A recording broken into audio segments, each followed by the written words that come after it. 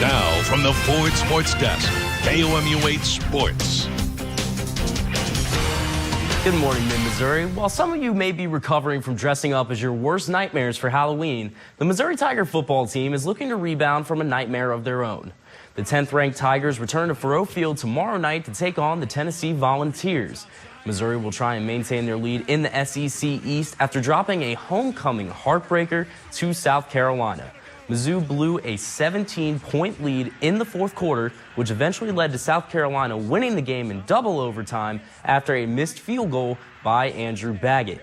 Tennessee is coming off a blowout loss to Alabama, but that wasn't the worst of their trip to Tuscaloosa. The Vols starting quarterback, junior Justin Worley, will not play against Mizzou.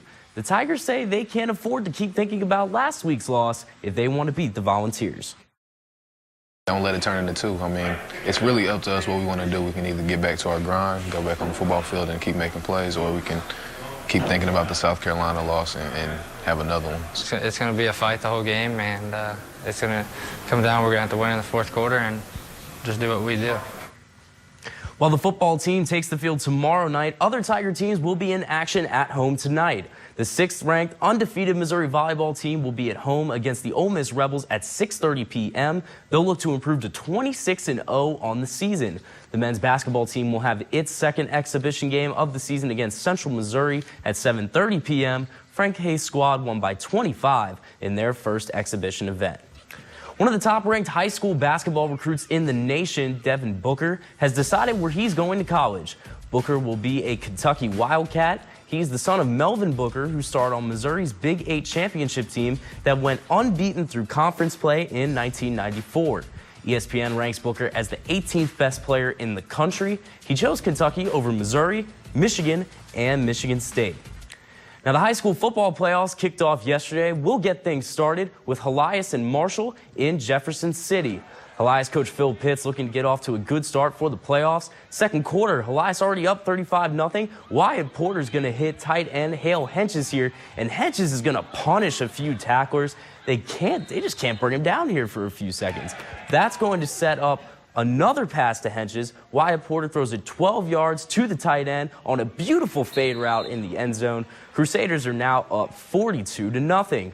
Moving on to later in the second quarter, Wyatt Porter's going to run it this time. He takes it 30 yards for a Crusader touchdown. They're now up 49-0. And after all that work for Porter, it's time for the backup to get some work. Right before halftime, backup quarterback Alex Fadul is going to rush it in for a 1-yard touchdown. Helias takes this game 69-14. Moving on to Centralia against Southern Boone. First drive, Zach Etzler is going to toss a screen pass to Heath Bishop. He looks like he goes out of bounds here, but finds a way to stay in, and he's going to take it 40 yards all the way for the touchdown. 7-0 Panthers. Moving on to the second quarter, Peyton Horton is going to take this handoff, and I don't think any of these guys in the white jerseys are going to catch him. 66 yards all the way for the touchdown. Centralia is now up 35-0. Staying in the second quarter. This one, not quite 66 yards, but keep the 6. Ethan Layton punches it in from 6 yards out to push the Panther lead to 42-0. They'd win this game 49-16. Moving on to Versailles and Eldon. Versailles takes the field. Some of those cheerleaders feeling the Halloween spirit, but Eldon's going to get the first big play of the game as they recovered that fumble. That's going to lead to a 27-yard touchdown for Dylan Wood on Eldon's first possession of the game. They take an early 7-0 lead. Going to the beginning of the second quarter, Eldon at the 17-yard line, but Versailles' Rain Ryerson gets a big interception at the 3-yard line. That's all the momentum for Versailles, though, as Eldon's going to score right before halftime with Wyatt Greenwald running it in from 7 yards out. Eldon takes this game 55-26.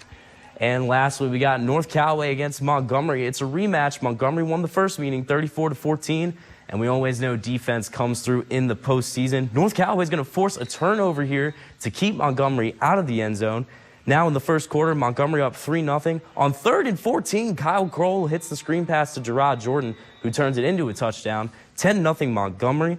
In the second quarter, it's 17-7 Montgomery. Kyle Kroll runs it in for his second rushing touchdown. Montgomery goes on to win this game 24-14.